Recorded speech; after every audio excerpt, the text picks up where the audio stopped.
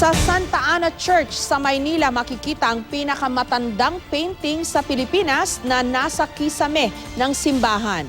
Narito rin ang kampanang pinatunog noong ideklara ang liberasyon ng Maynila taong 1945. At para mapanatili ang mga yamang ito, ilang grupo ang nagtutulong-tulong para mapangalagaan ang simbahan.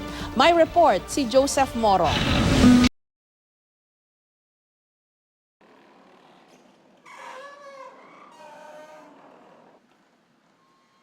Ang pagpasok sa simbahan ng Our Lady of the Abandoned o mas kilala bilang Santa Ana Church ay tila pagpasok sa lampas 300 taong kasaysayan. Kasama namin ang pilontropong si Dr. Jaime Laya at ang parish priest na si Father Willie Benito sa pagtuklas ng simbahan na lampas 3 siglo na. Ang simbahan ng Santa Ana ang kauna-unahang simbahang itinayo ng mga Franciscan missionaries sa labas ng Intramuros. Ang retablo nito, sinasalamin ang klase ng pamumuhay ng mga Pilipino noon. Another interesting thing dito sa retablo, yun yung nasa kanan, si Santa Clara yon.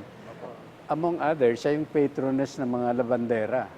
Nung araw, ang mga taga Santa Ana, yung occupation ng mga babae, naglalaba sila. Ang kwento, itinayo ang simbahan sa isang libingan na malapit sa isang balon na pinaniniwalaang milagroso.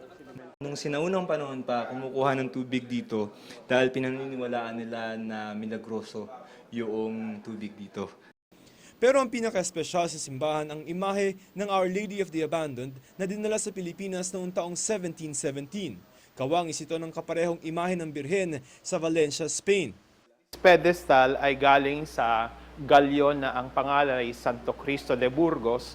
Yung galyon na yon ang nagdala sa imahe ng Our Lady of the Abandoned dito sa Philippines. Ang kwartong ito ay tinatawag na Camarin de la Virgen o dressing room.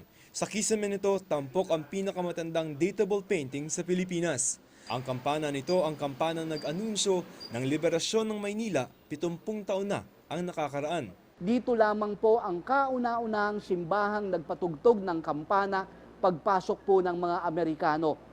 Ang 9 na taong gulang na si Mang Ramon ang inutusan ng priling patunugin ang kampana. I was instructed by Father to go up together with another altar boy, Ofero Diaz de Rivera. Sa ngayon, ang simbahan sumasailalim sa conservation gamit ang mga sinaunang materyales at paraan sa tulong ng grupong Eskwela Talyer at National Commission on Culture and the Arts. Kung strictly stricto or purist, pag sinabi nating ibabalik natin sa dating condition or state, ang magiging kulay niyan, pink and yellow. Yun yung original color niya. Pink, yellow, salmon. Ito yung kinagisnan nila, gray. Hindi sila magugulat pag biglang, uy, pink na yung church natin. May ilulunsad na guidebook si Dr. Laya sa Sabado tungkol sa simbahan. Layunin itong panatilihing buhay sa kamalayan ang espesyal na papel ng simbahan sa ating kasaysayan. So why is it important for old churches especially to be restored? Well, parang history natin yan, di ba? Yung parang kung lahat modern, parang wala ka ng nothing to be proud of. Joseph Morong, GMA News.